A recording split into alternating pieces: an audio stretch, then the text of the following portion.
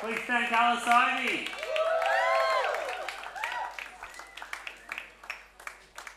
Now, to present the next award, which is a very special award, we have a very special Brisbane band. One of my favourite ever Brisbane bands, if not Australian bands, ever since I saw them on Rage walking in and out of the 7-Eleven at about 7 a.m. in the morning on a Saturday. Screamfeeder have been an iconic Brisbane band, and we all love them. And who better to present the Live Legend of the Year award than Screamfeeder? Please welcome Kelly and Tim from Screamfeeder. Hi, everyone. Hi. Thank you. Hi, Tim. Tim. Yes. We're here for some very serious business. Thank you for having us. To you, what makes a band so great live? What is it?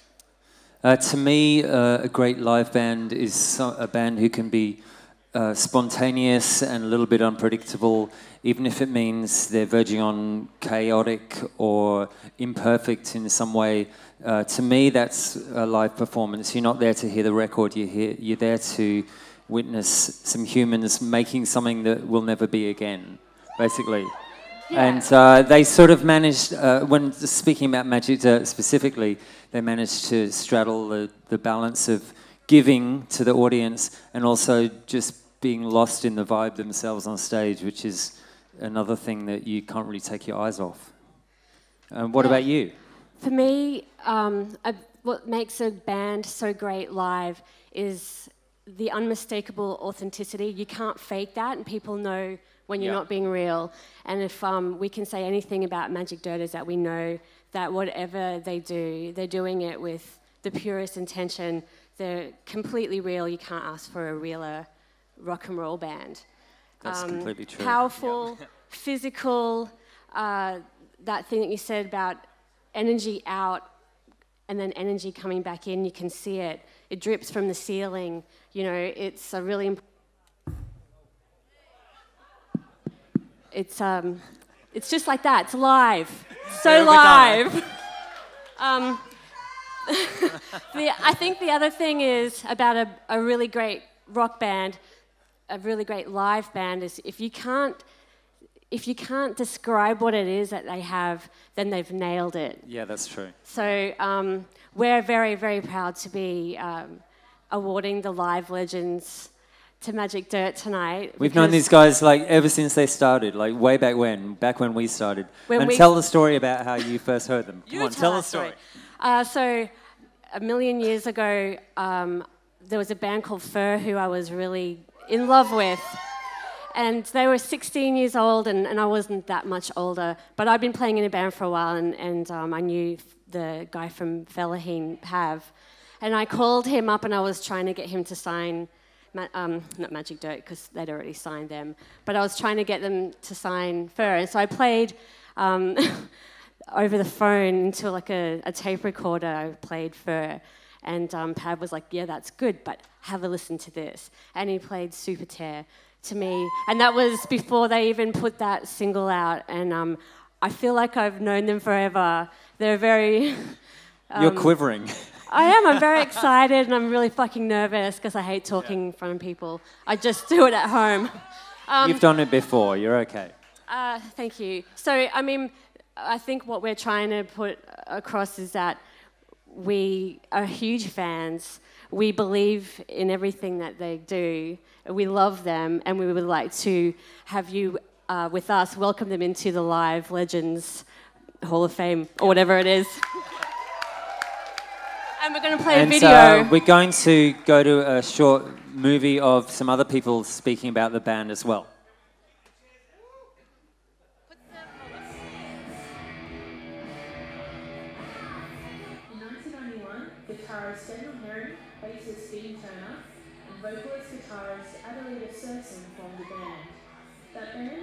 Beer Bubbles, a melodic pop group.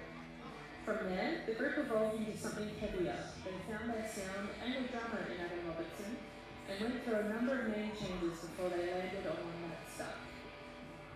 to open today's show, Magic Dirt with I Was Cool.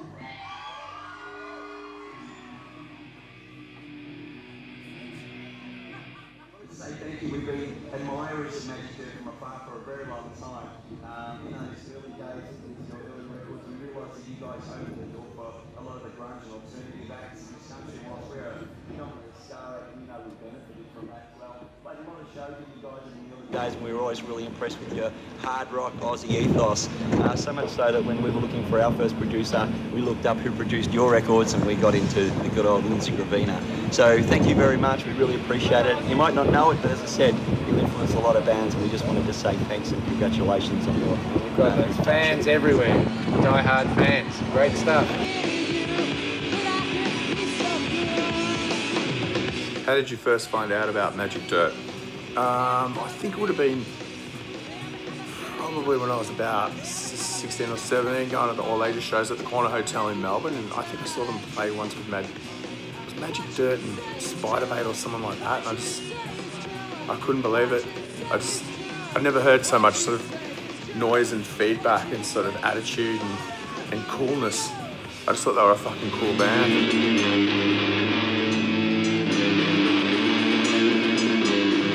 The first time I ever heard Magic Dirt, the Super Jesus' very early manager, Gloria, she was a Magic Dirt fan, like in spades. She was obsessed with Magic Dirt.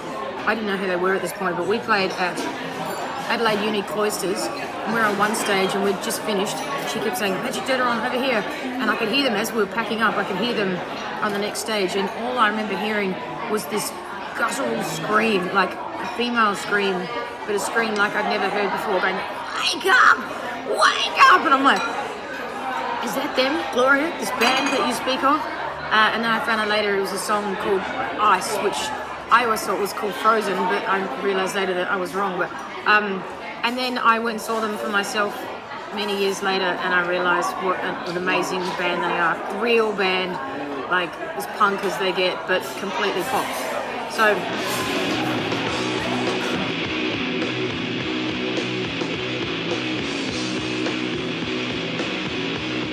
I remember the first night I ever heard Magic Dirt. I was at Vanessa from Jebediah's house, and she had Signs of Satanic Youth, the first EP, and playing. And I was probably a little bit intoxicated, probably a little bit stoned. I would have been in high school, and it was just love at first listen. I loved it straight away, and loved the band ever since. And I remember the first time I ever saw them live, we got to support them probably about a year, or probably a couple of years actually after that first hearing them. We were playing a show at the UWA Refectory in Perth, and it must have been between soundcheck and the gig starting.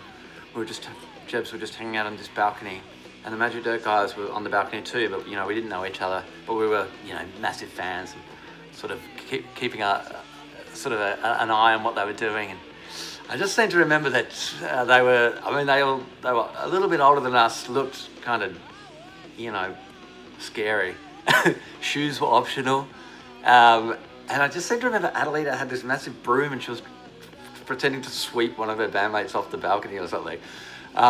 Anyway, I was intimidated as hell. I was just this, suburban kid, and they just seemed so rock and roll. And at some point after that, we started playing so many festivals that they were on, and then we toured and got to know them and realised very quickly that they were just a bunch of sweet, lovable goofballs, much like us. And so we became friends, and it was something that I really am so grateful for. Probably one of the things that I love the most about being a musician as a job and having a career and like this has been, if you're lucky, you can become friends with your idols, the people that you grew up idolising as a teenager. And that's very much the case with Magic Dirt. I'm so grateful for it, and they absolutely deserve every piece of recognition and accolade that comes their way. Tonight, the National Live Music Awards are honoured to induct our inaugural live legends, Adelita Serson, Adam Robertson, Dean Turner and Raul Sanchez. Magic Dirt.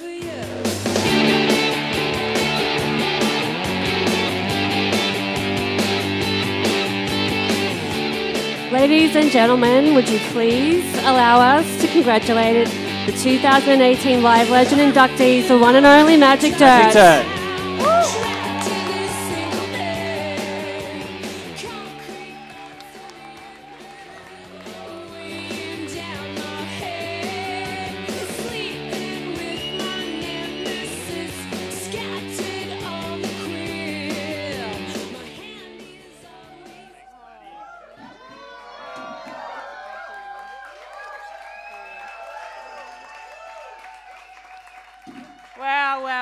Wow. This is so amazing. Yeah. So crazy. We weren't expecting this at all. It's just fucking nuts. Someone's left their paper up here. It's confusing me. That's right. Yeah, no. No. It's Kelly. It's fine. It's fine. Paper? It's fine. No, it's cool. Okay. Oh, I've got all my fucking pages all the wrong way around. It's a great honour. Yeah, it really is. This is how we start a gig, don't worry. You know, we were really prepared. Look, thank you to the NLMAs for this distinguished award. And thank you to our dear friend Screamfeeder for that beautiful introduction. Yeah. Nearly cried. We had a shit ton of stuff written down, but we're going to try and condense it so we don't bore you to death. But I just want to acknowledge that throughout the come forward, guys. So throughout the whole time we've been together as a band, this is actually the first award we've ever fucking won, ever. So thank you, NLMAs. Thank you. This is super special, super special. Wow, yeah. Look, we love playing live. We fucking loved it from day one. That's what we do. We live for it. It's in our blood. We were born to do it. And this award is particularly, it's just such an honour to get it because the Oz music live scene is just incredible. And so many incredible bands, like just world class. We're just world class. We just kick it out of the park. You know, it's amazing. So I kind of feel like we're accepting this on behalf of just every fucking other band. Like all those bands that inspired us. So many. Let's just start with thanking the bands, like that, our peers, all the bands we've ever played with, that we've supported, that have supported us. We're just going to name a few. Sonic Youth and Pavement first for giving us our first big break, and Screamfeeder actually brought us up to, Brisbane for the first, they fucking did a lot for us. Very first show. We hung out with these guys. Where did you used to live? What suburb? Where Terrace? Noggara Terrace and Red Hill, yeah. We just thought Screamfeeder were the most amazing, Smoked so much people. pot in that back step. No, I tell you, it's fucking read. Fuck, man, we love those guys. We still do. We loved coming to Brisbane. It was like a second home, like seriously. The zoo, everything. The Valley, the old building, Target, Kmart building, whatever the fuck it was. That was cool. It was awesome. But who else do we want to thank? Tumbleweed, Midgets, She Had, Archers of Loaf, Girls Against Boys, The Heads, Red Sun Band, Beast Suburban, Roland S. Howard, Nation Blue, Powderfinger, Hard-Ons. The Heads. I already thanked them. Sorry. So many bands, so many fucking bands. Like, it's ridiculous. Raoul, you just say something, because I've been rambling. Stuff and things, yeah. Well, every live band depends on a crew, people that would make the show work without them, we'd be fucked. Yeah. So we want to thank all those people that have done that. Over the years, Michael Arthur, Sloth, Simon Aarons. Who were our sound people. And our techs. Our techs, who were... Dave Johansson, Matty Wicks, Bob Trigg. Stan Zielinski. Get your finger out of the way. Sorry. Steph Popoff. Rest in peace, Steph.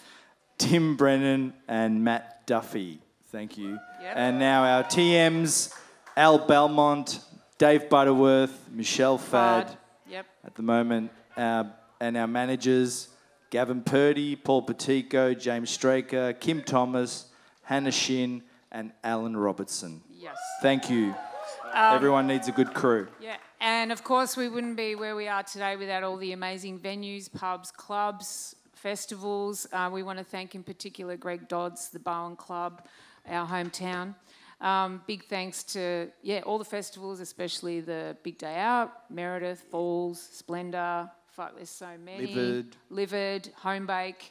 All the awesome radio stations, community radio stations, and the mainstream ones who have helped us along the way, TV shows, record stores. Triple Z up here. Yes, exactly.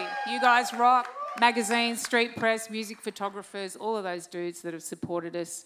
Massive thanks to our booking agents, the wonderful Scotty McKenzie at Premier Artists, who just work so hard for us and always have our back.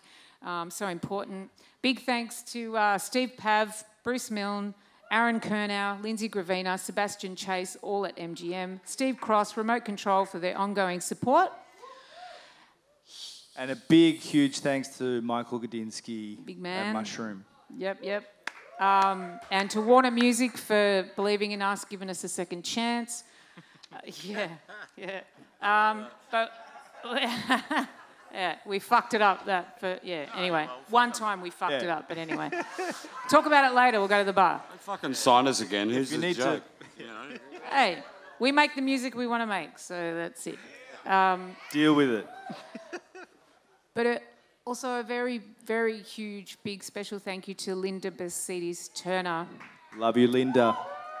For her love, warmth, incredible strength and support through the hardest times and also the greatest party moments of our lives. That girl can party You anybody remember those, under Linda? the table. Can you hear us from here?